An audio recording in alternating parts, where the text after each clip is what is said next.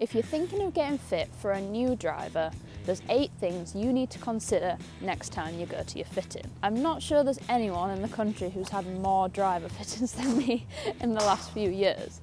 I've been through all of them and thought about the best things that have helped me get the best fit, and also the mistakes I've made along the way that have led to me not quite getting the right product. So if you're going to get fit for a new driver for next season, make sure you watch all these tips to get the right club in your bag.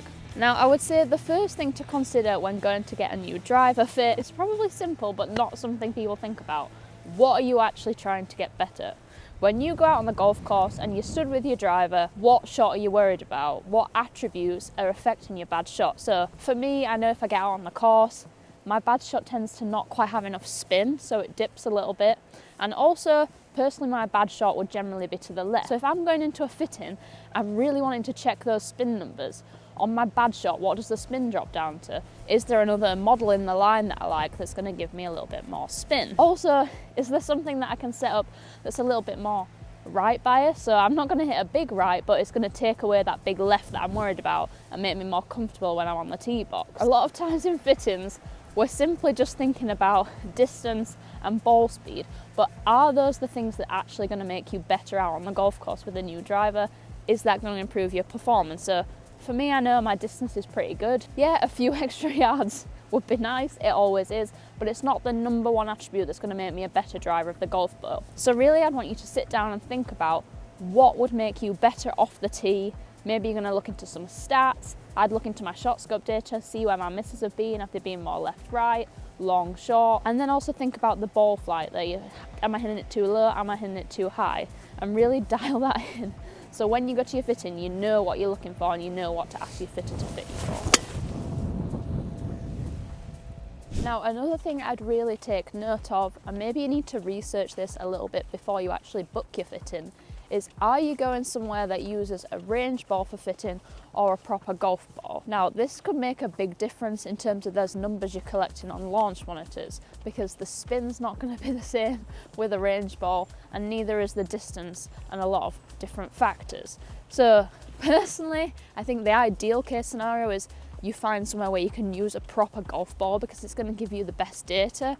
If you're indoor, we've even got extra golf balls in the Pro V line, such as the FCT, that have the extra technology inside the golf ball, so it helps with picking up spin perfectly in indoor conditions. If you are using a range ball, just be a little bit mindful that the spin might not be perfect. Ask your fitter.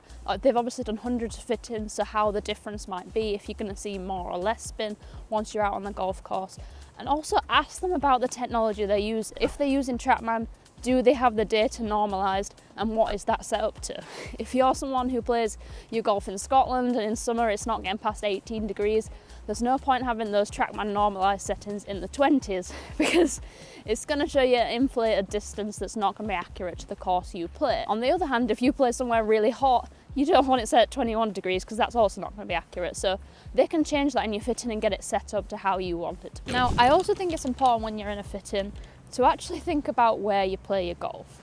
If, like most of us, you have one home course and you're playing there a lot of the time, it makes sense to dial in that driver to the attributes that that golf course needs. So do you play somewhere where there's loads of bunkers that you need to carry? And for you, then you need to maximise carry distance, hang time, and getting the ball to kind of ultimately fly the furthest. For someone else, it might be completely different. If they play at a links course where there's a lot of room to run the ball, it might be about getting the optimal trajectory to match with that run time. So they're actually looking at that total distance rather than carry distance.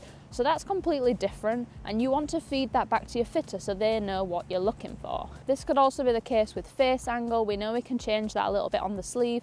Do you want to see more of a draw? Is that helpful on your golf course? Do you want to see more of a fade? So really dialing in what you need out on the course to suit the golf courses you're going to play. If you're someone who plays everywhere a lot, then you're going to want that middle point. But let your fitter know what it is you're looking for, and we can help you shoot better scores on the golf courses you're playing. Now, lots of us tend to get fit in an indoor room because it's warm in winter, we can control the variables, and we can use a good golf ball. So it's a really great option. But do we ever think about the fact we're getting fit in a square room on a square mat hitting into like a parallel wall? So it's really easy to line yourself up, which is obviously totally different to when we're out on the golf course and there's nothing boxing us in. So if you ever see some kind of funky shots, if you think my data's not what it normally is, my path's a bit different, these aren't quite the shots that I normally hit, I would feed that back to your fitter and let them know, because it might just be that your alignment's a little bit different because you're in a square room and that's affecting how you're swinging and hitting the golf ball. Now, if possible, I would always try to get fit outside, but that's just not always possible depending on weather and the facilities around you. So it's just something to make note of, and maybe go back once or twice if you're doing it indoor, so you get a variety of different swinging days and make sure that the driver's kind of adapted to you all the time.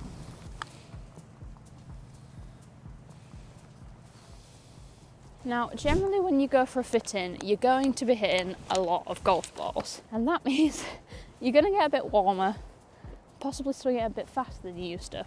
And remember, you also might be inside, so you're probably not wearing as many layers, so you're going to swing a bit freer. Now, this could easily affect your club head speed, so it's good to know what you are before and know if you're swinging it a bit faster and if that's affecting your numbers. It's really easy to think, oh, I'm swinging it faster today, I'm hitting it further, I'm going to go for that less forgiving model, maybe drop down and say like a triple diamond if you're in the paradigm range.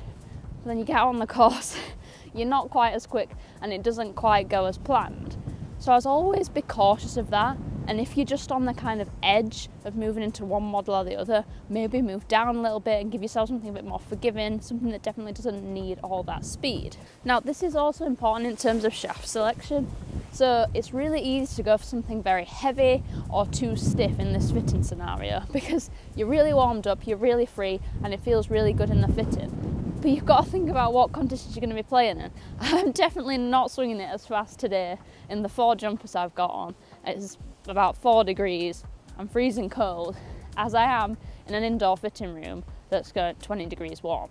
So always think back to what are my normal speeds, what am I kind of optimising for, and make sure you get something that you're comfortable with in all scenarios. So it's fine if you know you're going to go and do an hour warm up every time you always play to get something that you're swinging and hitting full out in the fitting room.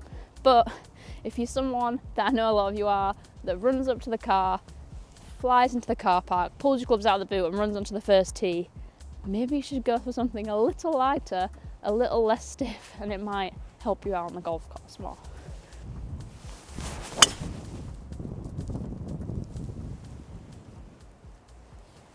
Oh, ripped.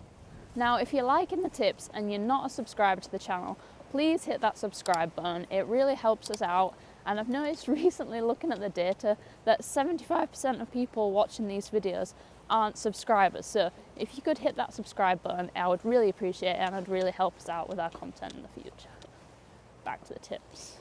Now, on a similar point, I would also say just leave your ego at the door. It's really easy to think, oh, I'm a good golfer, I want to go into blades or a triple diamond, the lowest spinning club, the club we see on tour the most. Maybe I'm going to use that driver Rory's got in play. But actually, the best thing for your golf game is to get something that's the easiest to hit and is going to be the most consistent out on the golf course. So I would really recommend trying every model that's available. This even happens out on tour. If we take a look at someone like Nelly Corder, former world #1, she uses the TaylorMade Stealth 2 HD, which is actually meant to be their draw bias driver to help people who have a slice. Now, this obviously isn't something she struggles with, but she finds that it launches really high, which she likes out on tour when they're playing firm courses, and it also makes sure she's always hitting that draw shape that she likes to see. So it just shows you it's not always about picking what's seen as the best or the most tour-like model. It's about having the one that suits your game. Now, when it comes to a driver fitting, there's loads of stuff that can be changed with the Huzzle. And one of the big things that people don't always realise is that you can adjust face angle as well as loft here. Now, this works different in kind of every brand and model of driver, but it's pretty interesting to know about. So on my Callaway driver here, you can change this independently, the face angle and the loft. So you can see here, I've got mine lofted down 1 degree, I've got it in neutral. I could change this if I wanted to put it in draw and then change the loft to what I wanted. I can also put it in standard and kind of add loft if I think that's what I need. Now, this isn't always the case. So on a lot of drivers, if you add loft, it's going to shut the face down. If you take loft off, it's going to open the face slightly. So club fitters can use this if you're someone who, say, slices it to add draw, or if you draw it or hook it a bit much to kind of straighten that ball flight out to the right a little bit more. It's important to kind of ask your fitter what they're doing and know what they're setting the driver up as. Because if you're a slicer of the ball but you're fairly happy with how high you hit it, you use a 10.5, you might find that your fitter will put you in maybe a 9-degree head and loft it up to a 10.5, which is then going to shut the face down.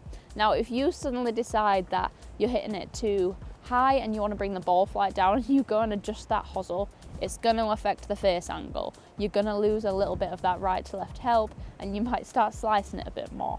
So it's good to know what your fitters are doing with the Huzzle, and it's also good to know if you should be adjusting it later or not. So definitely ask the question of what they're doing just to educate yourself, so going forward you've always got the right setup there.